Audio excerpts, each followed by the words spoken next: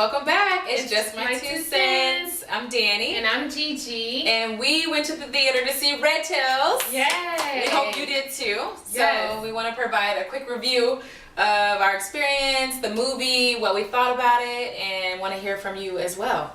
Let's start with our experience. Yeah, well, I mean, just real quick, we went to Magic Johnson's theater in Harlem, so you know we was with our people. We was definitely with our people. Exactly, yeah. And you know, we Yes, chose our that people. theater because we like to be around our people. Yes. It's always real colorful and exciting and Very new. colorful. And That's a all good way to we'll put say. it. Just colorful. Yes. Very colorful experience. We won't go into too much. Not too much detail. Yeah, Yes. but films like this are definitely important, and it was so good to see so many people just coming out in droves. Yes, like yes. literally droves. To see the film.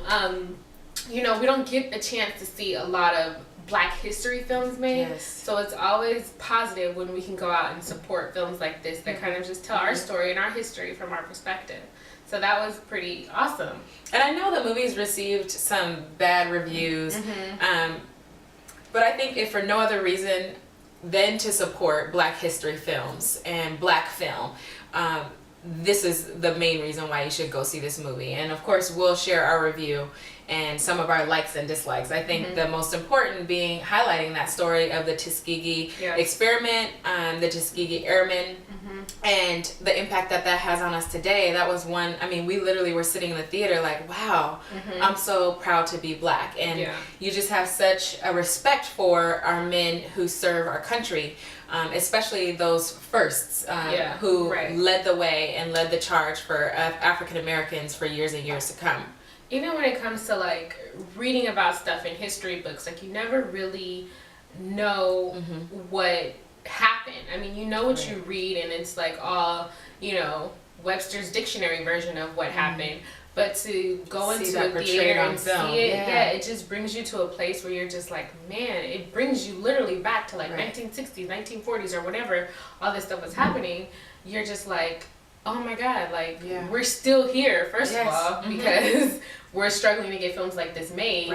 And then it's like you just have a respect for your ancestry. Like all those people that came before you so that we could like literally be here. Be in a movie theater. With other people. So that was just and even though they were like fictional characters, it really brings those stories to life. I mean, there was one point I saw you kind of like wipe a little tear. I did. I had my little tissue. I was like, yes. Or even, you know, just some of the battles that they won. It's just really, you feel really proud. And you can't escape that. So I think let's just kind of drum roll through some of our likes and then some of the things we had that could maybe use some improvement.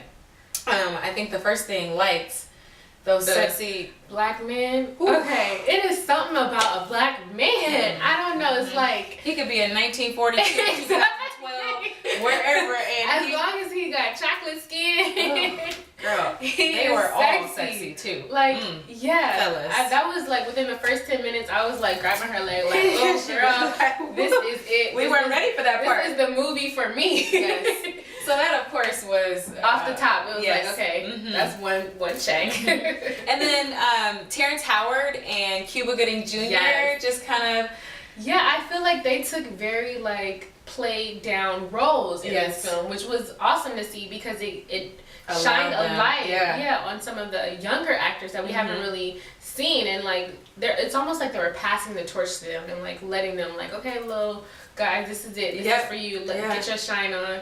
Cuba getting with that little thing, the pipe. Yes. It was almost like they were so distinctive. They were like okay, you knew that they were experts. Ground for you. Yes, like we set this ground so that you guys could go ahead and you take it from here. So I wonder what that mentorship looks like in person, you know. So it's something to really just reflect upon and seeing them in that way. I mean, of course, they've been in the industry for years and years, but they were able to have that humility to allow these new actors to kind of take the stage. So that at least that's how it came across on screen. Like definitely. Even if it wasn't in person, it came across like, wow, like they had. Because I got my issues with Terrence Howard. I know.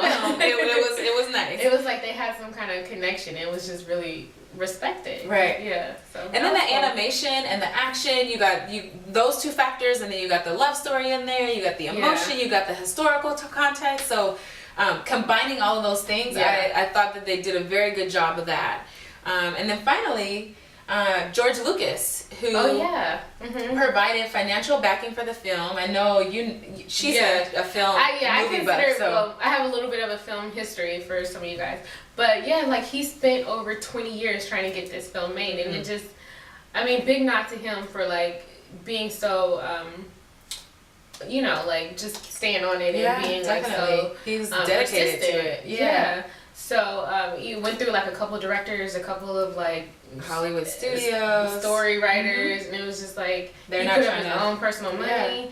Studio directors were like, nobody's I'm gonna see not a black back film. in a black film. Yeah. So it's just a big nod for him being so persistent and really sticking to telling that story. Yeah, it's not about a black film, it's about a great story. And he was dedicated to that for years and years. So thank you to him for bringing that to us.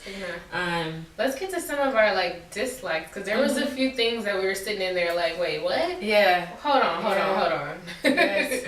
So I know you in your first one. Well, I mean, so there is a bit of a love story, and it's with an Italian woman. They're in Italy in 1944. So I just really wanted to see how their lives impacted their families back home. The mothers, the sisters, the wives, the daughters, even the sons back at home. And I feel like that was the perfect opportunity to shed just a little bit of light on the plight of African American women during the war and what we were faced with back at home. And then, of course, the racial context and the... Obviously, these men were there, but we were dealing with things back at home. So I just really felt like there was an opportunity to kind of fit that in, and they didn't do a great job of that. Especially as a black woman, like you want to see, like, okay, wait, what were my mothers and my aunties and those what were the women going through? Because they had some kind of issue with their men going off to fight a war that the government didn't even really want them there. So it's like, that's a whole nother struggle that it would have been good to just see how that played out in that dynamic of that black family was back then. I mean, you see this awesome, amazing, great black man on screen, and you want to know the woman behind where's the woman? Where's the woman behind him? And I know he got Hey, I'm just saying. That was that George Lucas in it. Yes, he was like, I got but that was one thing. I did have a problem with Terrence Howard's, I don't know if it was his accent. I mean, that's how he sounds a lot of the time, but he was supposed to be like the commander, and it just didn't come across very well for me, but he did an awesome job. I just found myself kind of laughing at that, laughing out loud. Another thing was like the character development. Like, although we got a little bit into some of the guys' lives, like I would have loved to see just a little bit more. Like, why was the captain drinking so much? I mean, we get that he was trying to please his dad, but how hard of a relationship was that? Like, we didn't even get any insight into any of that. Or Lightning, the hothead. Like, why is this brother so hot? Like, what's really going on? Yeah, why is he a hothead? And those were the two characters, the primary characters, and there's questions about their role. So even little baby Tristan Wiles, I was like, at one point they were like, he has a wife and a daughter at home, and I'm like, wait, what? We didn't even hear about that. He was so sexy. I didn't even think about all that. He was.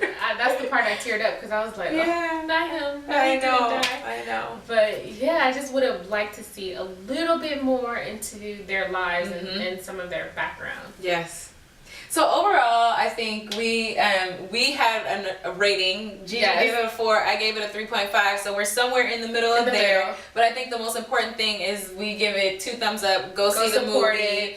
Get out there if you haven't seen it yet. Wait, big ups because it did come in number 2 this weekend at the box office. So congratulations to the cast. Congratulations to everyone that went to support it. Keep supporting so that we can get more films like this made in the future. Yes. And then share with us your feedback. If you went and saw it this weekend, or if you haven't seen it, you're basing that off the reviews or whatever, just let us know your 2 cents, what you thought, and we'll see you next time.